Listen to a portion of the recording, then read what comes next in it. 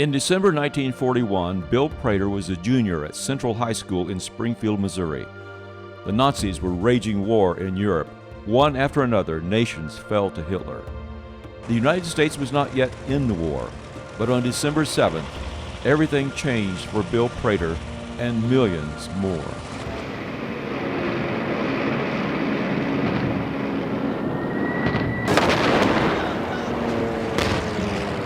Yesterday, December 7th, 1941, a date which will live in infamy. Bill and his friends and hundreds of thousands more across America enlisted within weeks of the attack. After just a little while, we went into the service, and we were all headed for the Army. You know, I think maybe as an 18 or 19-year-old, you think you're invincible.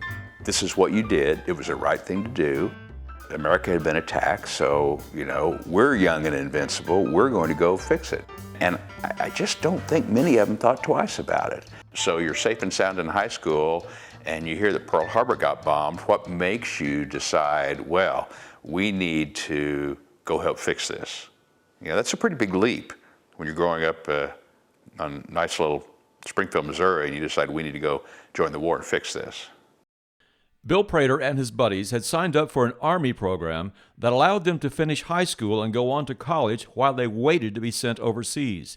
He'd enrolled at Drury College in the fall of 1942, but by the following spring, he'd been called to active duty and boot camp.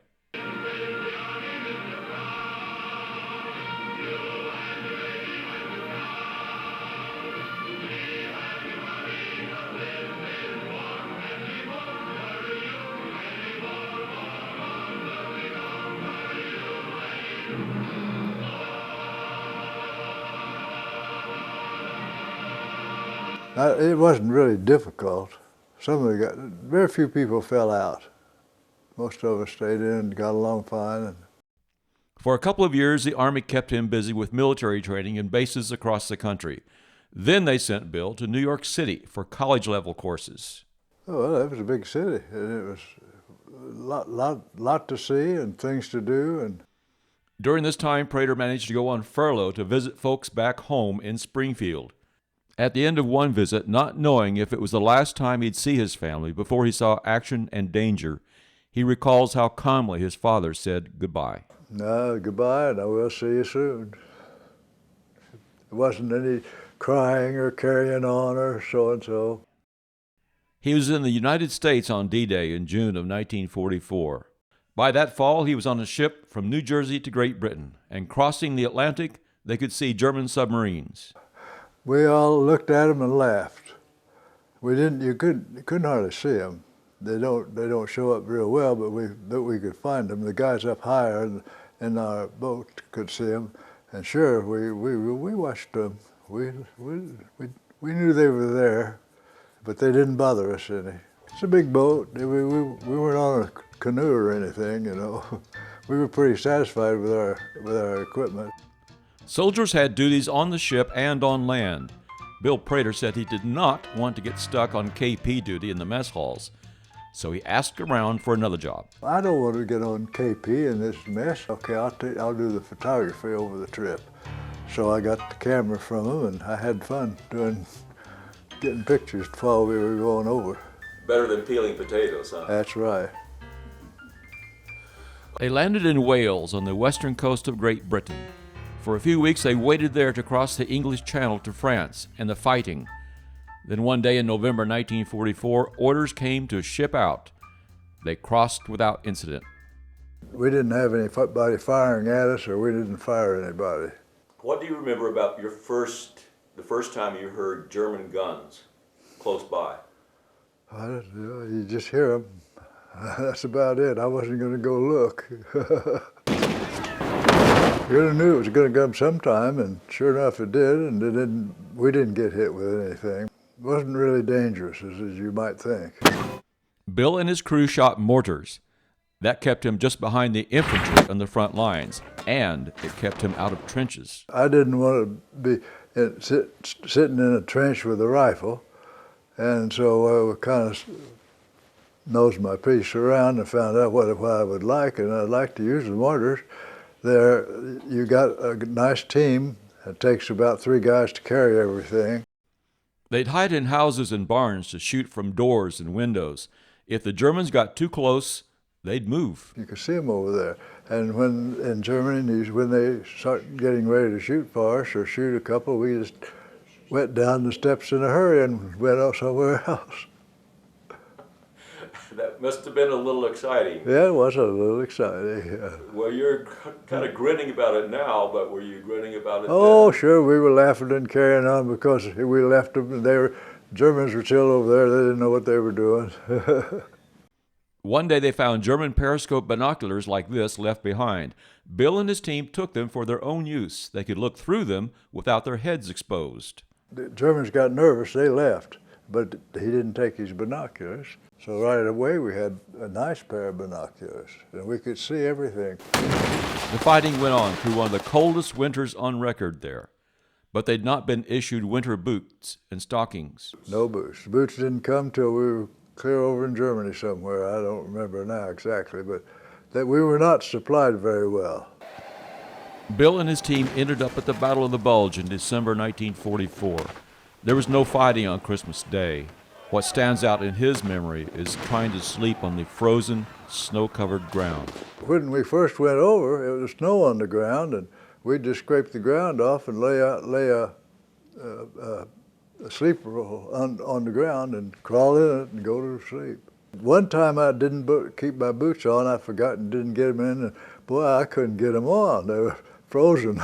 But I got them warmed and got them on. Because they didn't get their winter gear until March, and that was one of the coldest winters in Europe for last century or so.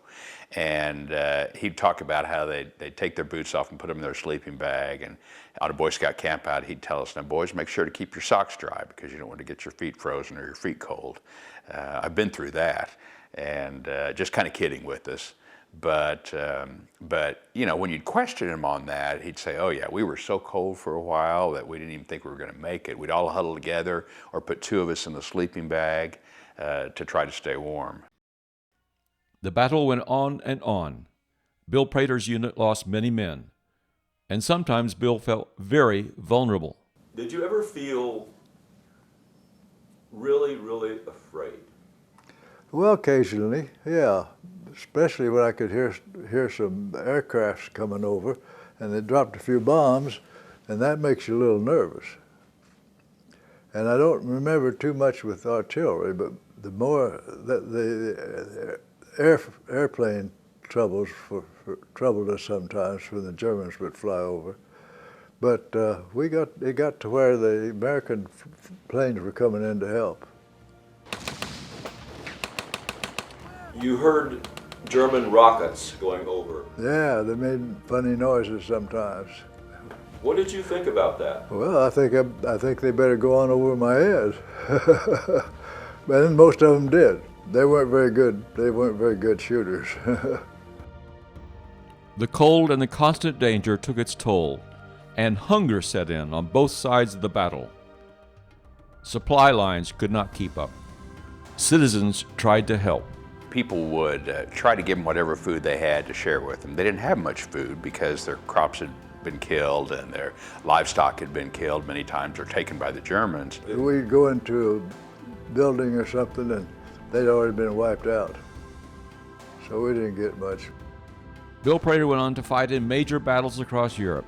From the winter of '44 to spring of '45, he and his company soldiered on, losing officers, fellow soldiers, and friends. And in the last days of the war, Bill and his buddies were in a bar where at one table sat a group of German soldiers. And there were some Germans in the bars, and here we walked in too. What happened then? They left. There wasn't a firefight? No, they just left. They just wanted to have a beer, huh? They wanted to have a beer and leave, and they did. Did they pay? No, I have no idea. I doubt it, but I don't know. They didn't want to fight. They were ready to go, but I don't think they went the right direction, some of them. In May 1945, the war in Europe was over. Hitler was dead. The Nazis surrendered. Americans and their allies rejoiced. Oh yeah, everybody's happy and everybody's carrying on, you know. Boatloads of American soldiers cruised home. One after another, they sailed past the Statue of Liberty and then into the arms of loved ones.